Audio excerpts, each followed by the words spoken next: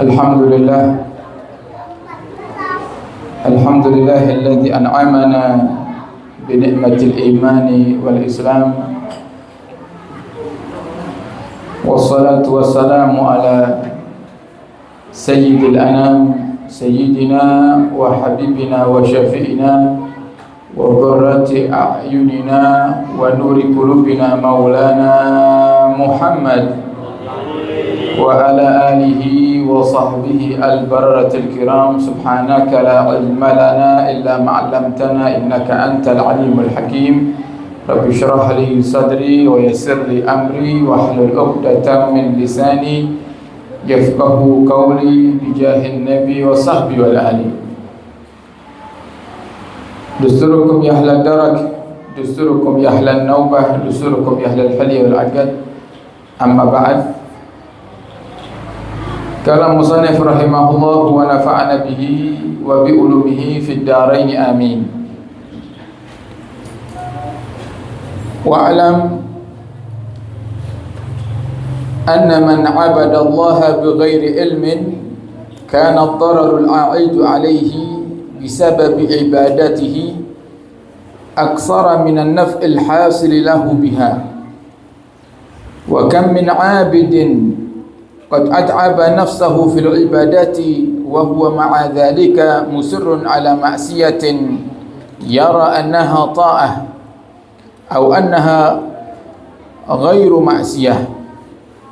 Wa qad haka asy-syaikh al-arif billah Muhammad ibn Ali Arabi fi bab al-wasaya min al-futuhat an rajulin min ahli al-maghrib annahu kana كثير الاجتهاد في العبادات وأنه اشترى أتانا ولم يستعملها في شيء فسأله إنسان عن سبب إمساكها قال ما أمسكتها إلا لأحسن بها فرجي وكان لا يعلم تحريم إتيان البهائم فلما عرفه بتحريمه أشفق وبكى bukaan syadidah. Intahatil hikayatu bima'naha. Alhamdulillah, kita bersyukur di malam hari ini Allah masih memberikan kepada kita kesempatan untuk bisa belajar menjadi seorang hamba yang mentaati daripada perintah Allah dan perintah Rasulullah sallallahu alaihi wasallam. Yang diantara daripada perintah Allah dan Rasulnya adalah kita diperintahkan untuk belajar ilmu agama. Terlebih bagi kaulah panjenengan Bapak Ibu yang hidup di akhir zaman atau di zaman akhir, fase terakhir kehidupan dunia, yang artinya kehancuran dunia ini yang kita kenal dengan yaumul akhir atau hari kiamat sudah sangat dekat sekali. Kenapa dikatakan sangat dekat sekali para hadirin? Karena tanda-tanda hari kiamat itu terbagi menjadi dua. Ada tanda-tanda besar, di antaranya adalah munculnya Dajjal, terbitnya matahari dari barat. Dengan tru niki matahari terbit dari barat napa timur nggih. Akan datang nanti waktu di mana matahari itu terbitnya dari barat. Jenengan melek bar subuhan kok nyawang matahari ada di barat. Harusnya matahari di barat itu kan sore. Ini pagi hari matahari ada di barat. Dan semuanya itu tidak secara tiba-tiba para hadirin. Semuanya terjadi sesuai dengan apa yang telah diprediksikan oleh Nabi kita Muhammad sallallahu alaihi wasallam. Kemudian juga ada tanda-tanda yang sughra, tanda-tanda kecil datangnya hari kiamat. Yang tanda-tanda kecil ini mayoritas atau bahkan seluruhnya sudah terjadi di masa kita. Tanda-tanda datangnya hari kiamat ini sudah terjadi di zaman kita ini para hadirin, dan banyak sekali yang mungkin dulu tidak terjadi di negara kita Indonesia tapi terjadi di negara lain, sekarang juga terjadi di negara kita Indonesia. Sebagai contoh, Nabi katakan para hadirin, tidak akan datang hari kiamat kecuali di antaranya orang itu mengenal Quran hanya sekedar sebagai pedoman atau sekedar sebagai simbol saja. Yang baca gak ada, yang mau membuka sedikit, yang mau mempelajarinya juga sangat minim. Dan saya rasa inilah zamannya.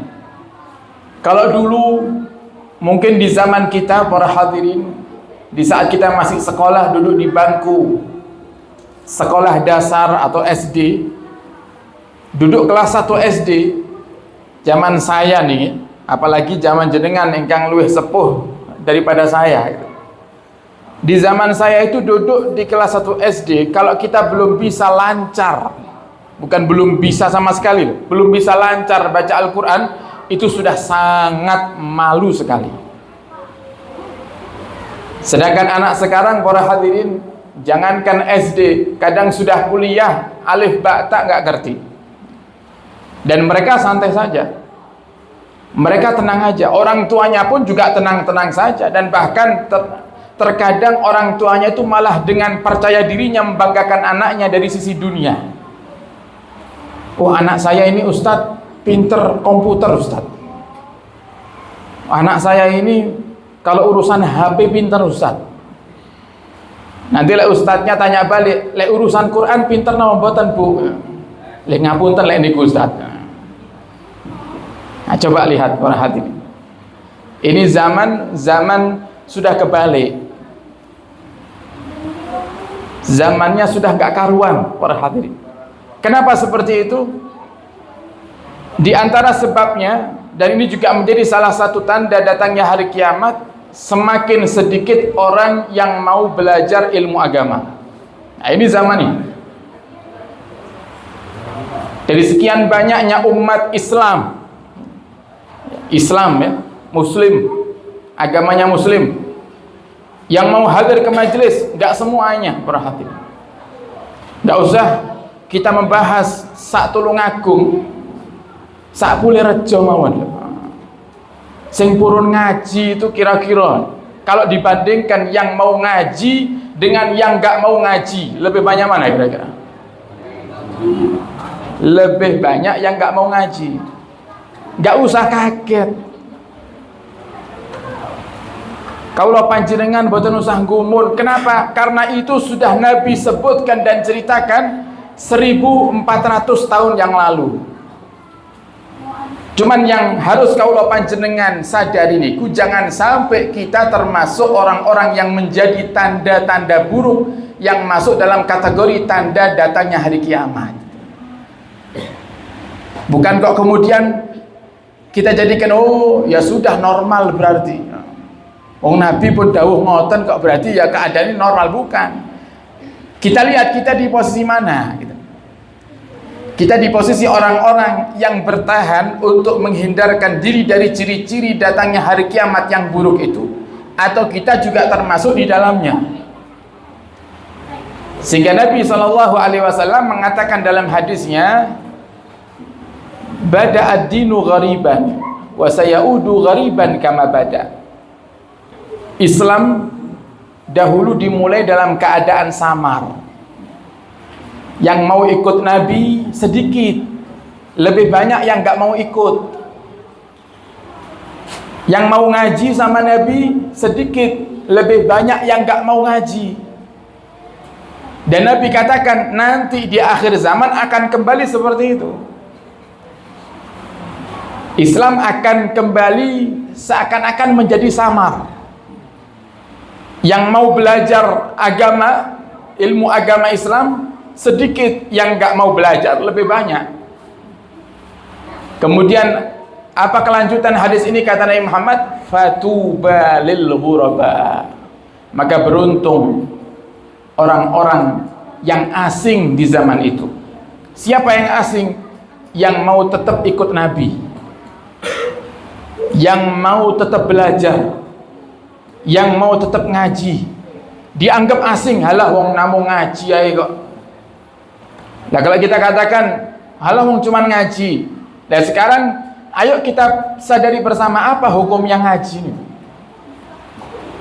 Belajar ilmu agama ini hukumnya sunnah, makruh, haram, apa wajib kira-kira? Wajib.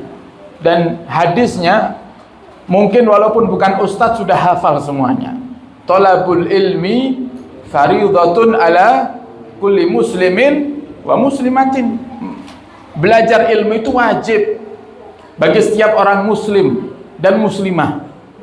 Wajib itu. Oleh karenanya dalam hukum Islam itu, bagaimana hukum seorang istri yang dilarang suaminya untuk berangkat pengajian? Maka jawabannya, suaminya harus ngajari berarti. Kalau ada bapak-bapak yang melarang istrinya ngaji, ya sudah, berarti bapak harus ngajari. Karena hukumnya tetap wajib. Mau perempuan, mau laki-laki wajib ngaji itu. Kalau bapak ngerasa nggak bisa ngajari istri, maka panggil ustadzah, suruh istrinya privat. Nggak bisa, ya sudah, izinkan istrinya ngaji. Itu solusi terakhir. Nah, makanya para hadirin, di dalam bab yang akan kita baca ini, Imam Haddad beliau mengatakan, anna man abadallaha bighairi ilmin, orang yang beribadah kepada Allah tanpa didasari dengan ilmu. Terus kalau panjenengan salat, puasa, zakat, salat sunnah, puasa sunnah, tapi nggak punya ilmu. Apa kata beliau? Kana dhararu al-aidu alaih, maka bahayanya beribadah tanpa ilmu itu lebih besar daripada manfaat ibadahnya itu sendiri. Jadi kalau ada orang kok ibadah tidak didasari dengan ilmu agama, orang maunya ibadah aja, wah aku orang ngaji orang apa-apa, yang penting sholat. Nah, ini biasanya bahasa normalisasi semacam ini sering muncul biasanya. Oh saya nggak belajar, nggak hadir majelis, nggak apa-apa, yang penting wayai poso, wayai sholat, yo sholat. Kata Imam Haddad, kana dhararu al-aidu alaihi bisababi ibadatihi, maka bahaya yang akan kembali kepadanya sebab ibadahnya itu sendiri lebih besar daripada manfaat ibadahnya tersebut. Loh, kenapa seperti itu para hadirin? Kalau panjenengan itu tidak akan pernah ngerti hukum di dalam suatu ibadah kecuali tanpa ngaji, kecuali harus dengan ngaji.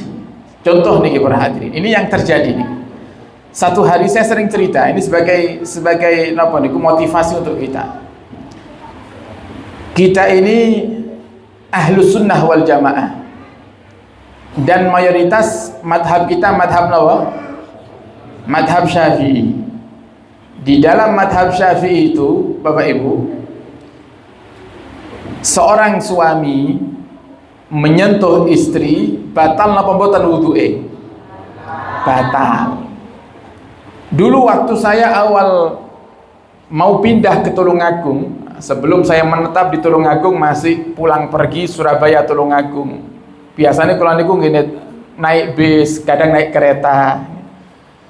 Kalau pas pengajian, ada pengajian di Surabaya, pernah satu kali saya habis ngisi pengajian, yang waktu itu pengajiannya dekat dengan terminal Bungurasi, yang rencananya habis ngaji dengan mahasiswa waktu itu saya mau langsung ke Tulungagung karena mau ngisi pengajian di Tulungagung.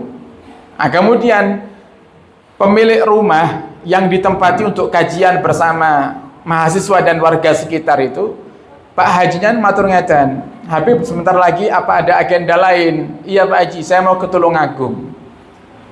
Naik bis di sini di Bungurasi, dekat sekali rumahnya beliau, perumahannya dengan terminal itu sangat dekat sekali. Akhirnya beliau bilang gini, oh Beb saya antar aja. Oh jangan Pak Haji, jauh.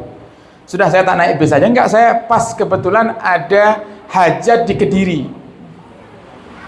Nanti saya antar jenengan, saya terus lanjutkan hajat saya di Kediri. Akhirnya bareng. Setelah perjalanan para hadirin, Pak Hajinya niku beliau yang nyetir, saya duduk di sampingnya. Beliau bilang, "Bib, tadi jenengan ngaji katanya suami itu kalau bersentuhan sama istri atau sebaliknya batal wudu. Itu apa enggak keliru, Bib?" Gitu. "Oh, laras Pak Haji, itu batal.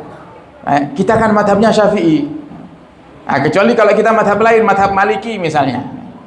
Di dalam madhab Maliki itu para hadirin menyentuh, ya, misal saya menyentuh istri saya, itu tidak batal wudhu dengan syarat tidak syahwat. Tapi wudhu saya harus madhab Maliki. Badan sakit lek dicampur-campur wudhu Syafi'i di dalam hal membatalkan wudhunya Maliki, badan sakit. Jadi saya harus wudhu Maliki.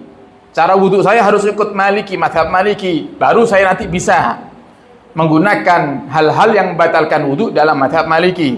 Tapi lek kaulah panjenengan cara wudhu kita pakai Syafi'i, kemudian kita pakai hal-hal yang membatalkan wudhu dalam madhab Maliki, badan sakit.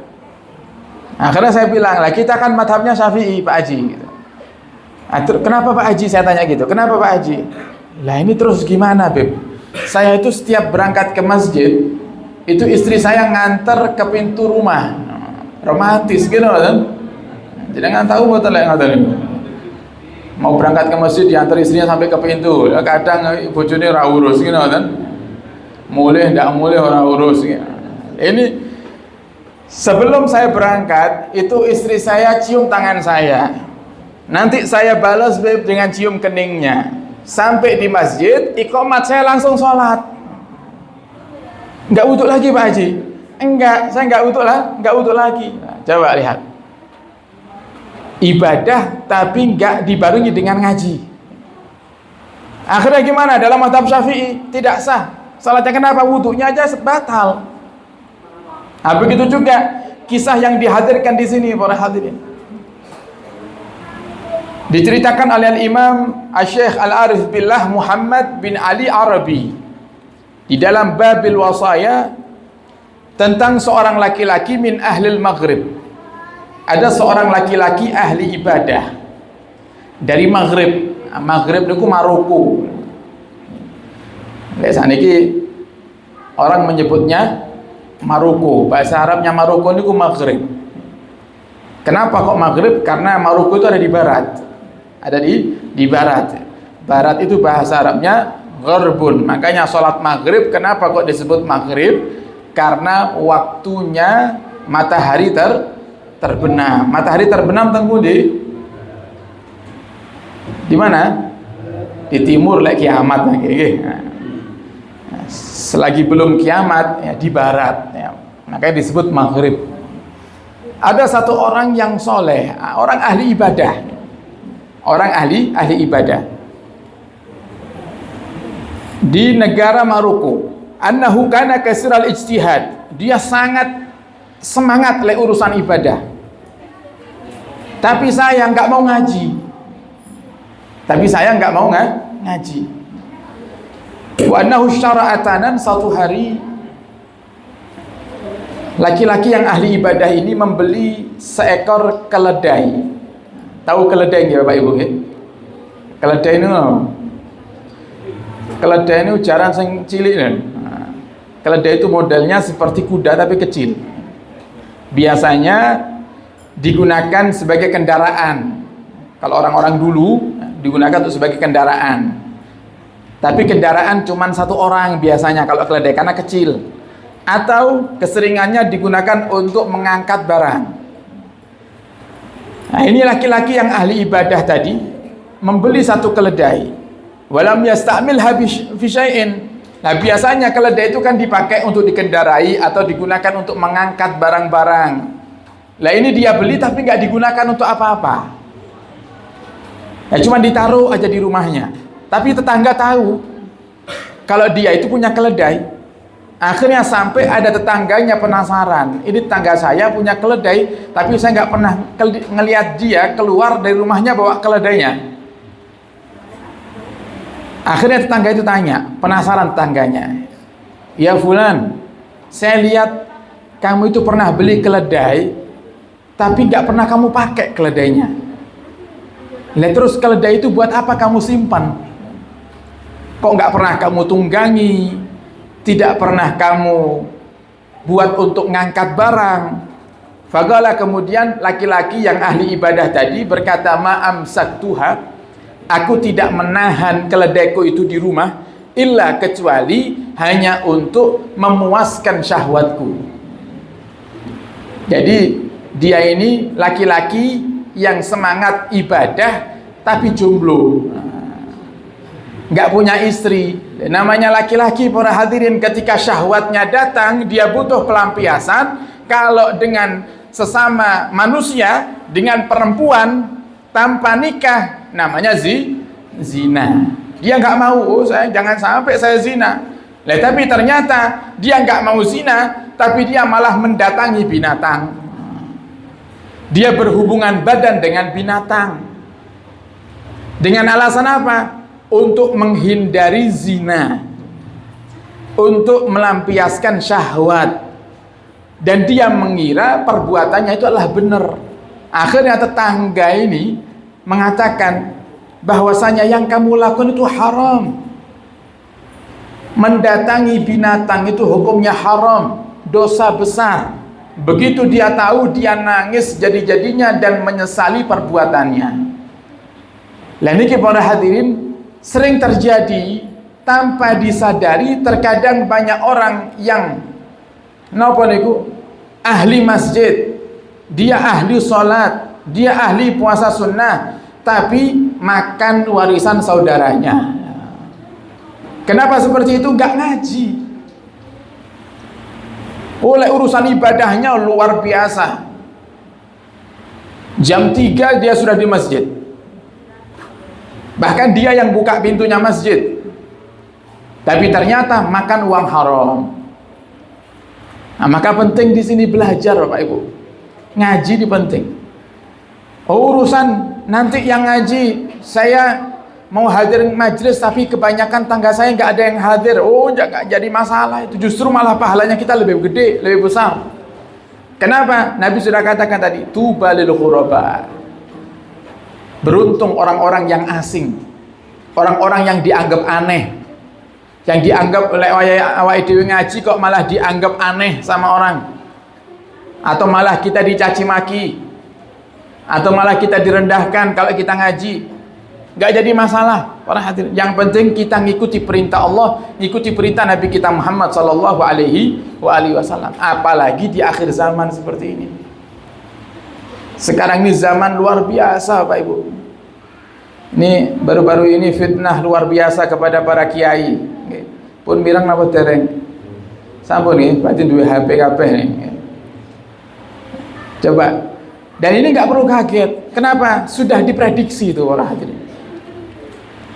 Bahkan kejadian yang terjadi saat ini itu sebelum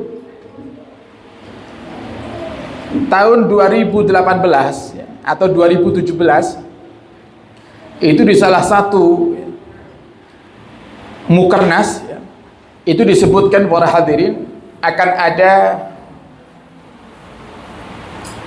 percobaan untuk pembunuhan karakter 2017 itu. Jadi terkait kemarin yang menghina para habaib, itu kita sudah dengar itu. Membahas nasabnya para habaib, sudah dengar itu. Dari 2017. 2017 itu sudah disampaikan. Nanti targetnya yang pertama pembunuhan karakter para habaib. Kemudian akan dilanjut dengan pembunuhan karakter para kiai. Dilanjut dengan pembunuhan karakter pondok-pondok pesantren. Yang kemudian puncaknya adalah menjauhkan umat Islam di Indonesia dari agama Islam. Dan itu sudah nyata. Makanya kemarin ketika ada kejadian fitnah terhadap guru-guru kita, para kiai-kiai kita, terkhusus Romo Kiai Haji Anwar Mansur Lirboyo, wah itu para hadirin luar biasa itu. Itu satu fitnah yang keji, fitnah yang luar biasa, dan masuk di dalam rangkaian ini. Dari 2017, kemudian 2020 datang masa Covid. Akhirnya tertunda itu program untuk pembunuhan karakter para habaib, para ulama, para kiai, pondok-pondok pesantren tertunda sampai di tahun 2022. Dimulainya pembunuhan karakter para habaib, dicaci maki para habaib 2022. Nah, sudah dimulai. Episode pertama sudah dimulai, para hadirin. Nah, sekarang sudah muncul episode yang kedua dan menjelang episode yang ketiga. Pembunuhan karakter para kiai dan pondok-pondok pesantren. Nah, makanya kita harus cerdas, Bapak Ibu. Sebagaimana yang kemarin, dan ini fitnahnya bukan fitnah yang dibuat oleh orang-orang biasa. Ini orang-orang yang zalimnya luar biasa ini, para hadirin. Mereka yang punya wewenang besar dengan usaha dan upayanya, dengan biaya yang besar juga mereka gelontorkan untuk fitnah-fitnah yang sedang terjadi ini. Makanya kita harus cerdas. Kita jadi orang harus cerdas. Seperti kemarin fitnah terhadap para guru-guru mulia kita dengan tuduhan santri yang ta'zim kepada guru dikatakan feodal, dikatakan perbudakan. Nah, coba kita lihat, perhatian. Ayo ngaji, ayo belajar, ayo buka hadisnya, kita buka sejarahnya Nabi Muhammad, kita akan dapati apakah yang dikerjakan oleh para santri di pondok-pondok pesantren yang ta'zim kepada gurunya itu adalah suatu perbudakan? Bukan, itu bukan perbudakan. Dan sekarang ini zaman aneh, Bapak Ibu. Nanti kalau ada seorang suami mencium tangan istrinya, atau istrinya ulang tahun, atau semisal ada seorang laki-laki yang mau melamar perempuan, dia sambil berlutut di depan perempuannya membuka daripada kotak cincin, you know, kan? Biasanya komentarin netizen apa? Romantis ya. Tapi jenengan mangke Pak, pulang dari sini, jenengan kasih duit istri, nah, duitnya niku ben ketok apik, jenengan pakai napa? Dihias ngoten duitnya. Napa namanya? Dikasih apa itu? Ya, dikasih kembang-kembang, duitnya diplastiki sing anyar-anyar, kemudian jadi lebar ya.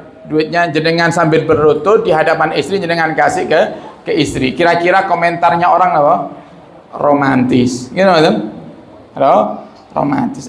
Giliran ada murid mencium tangan kiainya dikatakan perbudakan.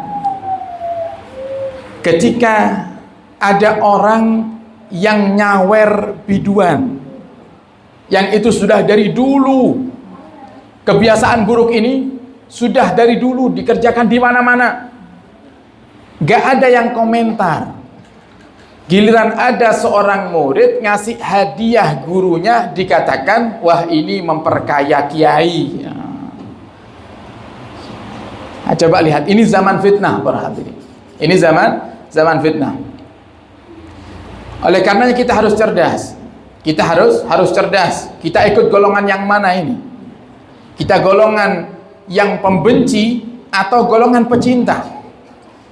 Kalau kita masuk golongan pembenci, maka ingat para hadirin, wonten setunggal hadis yang disebutkan oleh Syekhona Hasyim Asy'ari, pendiri Nahdlatul Ulama, dalam kitabnya Adabul Alim wal Muta'allim.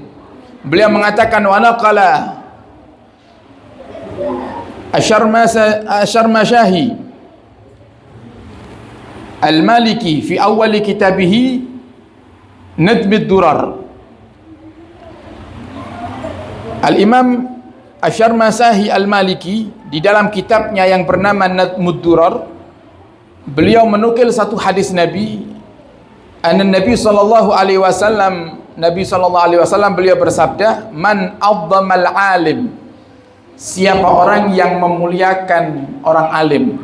Niki dawuh Nabi, siapa yang memuliakan orang alim, mengagungkan para ulama, fa innama yu'azzimullahu ta'ala, maka sungguhnya dia sedang mengagungkan Allah ta'ala.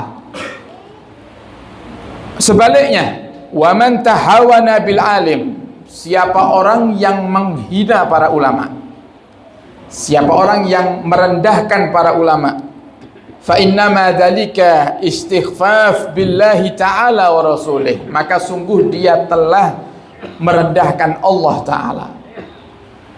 Nah, kenapa seperti itu? Karena Allah sendiri yang mengatakan yarfa'illahu alladhina amanu minkum walladhina utul ilma darajat. Allah itu mengangkat derajatnya dua golongan. Yang pertama orang-orang yang beriman, dan yang kedua adalah orang-orang yang berilmu. Loh, orang yang diangkat derajatnya sama Allah, kemudian dengan mudahnya kita menghinanya, para hadirin. Nah, kecuali kalau ternyata ada orang yang mengaku berilmu, berilmu. Kenapa saya katakan mengaku? Karena kalau orang yang alim nggak mungkin dia akan berbuat suatu hal yang merendahkan dirinya sendiri, itu nggak mungkin, para hadirin. Kalau ada orang mengaku-ngaku dirinya alim, karena banyak sekarang ini banyak, para hadirin, bahkan orang itu sadar kalau kebodohan itu adalah suatu kehinaan. Dengan apa? Dengan banyaknya orang-orang yang bodoh, nggak mau dibilang bodoh. Kata para ulama dalam syairnya, kafa syarafan bil ilmi da'wahu jahilu. Cukup suatu bukti bahwasannya berilmu itu akan menjadi mulia dengan banyaknya orang-orang yang bodoh mengaku dirinya berilmu. Bodoh tapi ikut berbicara urusan agama. Nah, kenapa? Supaya dibilang ngerti agama. Gak ngerti agama tapi ikut-ikutan ngomong agama. Gak ngerti urusan adab tapi ikut-ikutan berbicara adab. Oleh karenanya para hadirin, di zaman fitnah ini, ayo kita bekali diri kita dengan belajar ilmu agama. Nah, sebenarnya untuk ngomentari yang semacam ini itu buang-buang waktu. Kenapa? Ngomentari orang bodoh itu kebodohan. Kata Imam Syafi'i itu, para hadirin, idza nataqa syafihu fala tujibhu. Kalau orang yang bodoh itu berbicara, jangan dijawab. Nah, cuman karena ini adalah satu program dari orang-orang yang zalim yang sengaja dibuat, maka kita perlu berbicara. Qulil haq, kita harus katakan yang hak. Walaupun sebenarnya itu, para hadirin, pahit. Jadi kita katakan, para hadirin, orang-orang yang di luar sana yang mencoba untuk menghancurkan daripada keyakinan umat Islam terhadap ilmu agama, ini sedang berlangsung saat ini. Dan kalau sudah itu tumbuh subur dalam keluarga kaula panjenengan, kita nggak peduli lagi dengan urusan agama kita, maka siap-siaplah keluarga kita pasti akan hancur, Bapak Ibu. Pasti itu. Karena Nabi sudah katakan itu. Orang-orang yang meninggalkan ilmu agama, dia nggak akan pernah mendapatkan kebahagiaan. Allah sudah katakan itu. Mereka orang-orang yang jauh dariku, mereka adalah orang-orang yang akan hancur. Nggak lama, seandainya pun mereka bahagia dengan urusan dunianya, nggak akan lama itu. Dan mereka akan dihancurkan oleh Allah dengan sehancur-hancurnya. Nah, sehingga ayo kita jadi orang yang cerdas. Jangan sampai kita termakan dengan fitnah yang sedang beredar di luar sana, sehingga kita membenci para ulama. Intinya ngeten, Bapak Ibu. Kalau panjenengan tidak bisa berbuat baik, minimal jangan menyakiti pun ngoten mawon.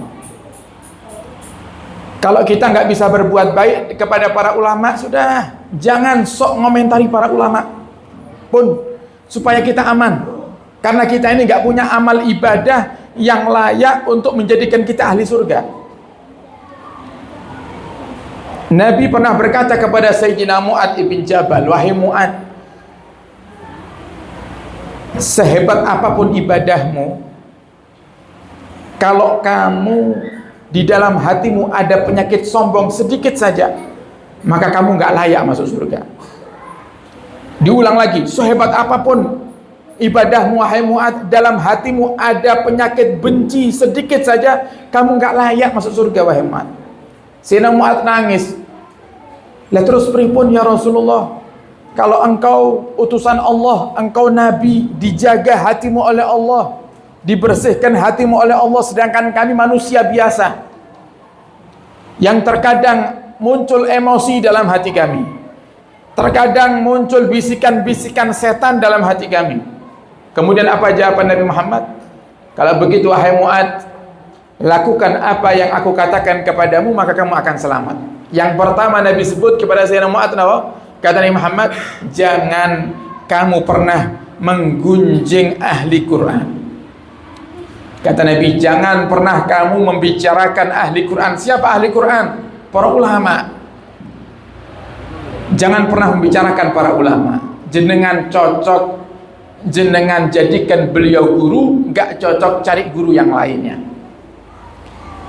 Panjenengan gak bisa berbuat baik dengan para ulama, para hadirin, minimal panjenengan tidak menyakiti mereka. Pun ngoten mawon, itu paling aman sudah. Nah, kenapa seperti itu Bapak Ibu? Karena kita punya orang tua itu di dunia ini ketiga. Orang tua kita tiga, bahkan Nabi katakan yang ketiga ini yang paling afdal. Kata Nabi, aba'uka salas, orang tuamu ini tiga. Yang pertama adalah orang tua yang melahirkanmu, bapak ibu kandung kita. Yang kedua adalah orang tua yang menikahkan kamu dengan putra atau putrinya, yaitu bapak dan ibu mertua kita. Dan yang ketiga adalah orang tua yang mengajarkanmu ilmu. Siapa dia? Guru kita. Wa huwa afdaluhum, dan dia yang paling afdal. Yang ketiga yang paling afdal. Orang tua kita yang paling afdal siapa? Guru kita yang paling afdal. Kenapa seperti itu? Kalau bapak sama ibu kandung, contohlah, biasanya para hadirin orang tua kandung itu, seandainya kok kita di pondok pesantren, begitu kita telepon sama orang tua, biasanya orang tua itu tanya kabar. Itu yang pertama. Nah, gimana kabarnya? Nanti kita jawab, alhamdulillah Bu, sehat. Kalau itu waktunya telepon kok pas malam hari misalnya, biasanya orang tua kita tanya, sudah makan malam atau belum? Sudah makan malam atau belum? Nanti para hadirin, kadang orang tua kita itu juga tanya, uang jajannya masih atau sudah habis? Coba kita perhatikan, yang ditanyakan biasanya itu perkara-perkara dunia. Perkara-perkara dunia. Makanya yang punya anak di pondok pesantren, lek teleponan sama anaknya, ojo mek takok urusan dunia, gitu kan? Jangan cuma tanya urusan dunia, nah, jajane seenek atau telas dunia. Nah, gimana kalau anaknya sakit sudah minum obat, urusan dunia lagi. Nah, tadi pagi atau tadi makan malamnya lauknya apa nak? Loh, dunia lagi yang ditanya. Kadang nanti ngobrolnya urusan dunia. Nanti nak, kalau kamu pulang ke rumah liburan tak belikan HP nak yang harganya 16 juta, loh, dunia lagi gitu.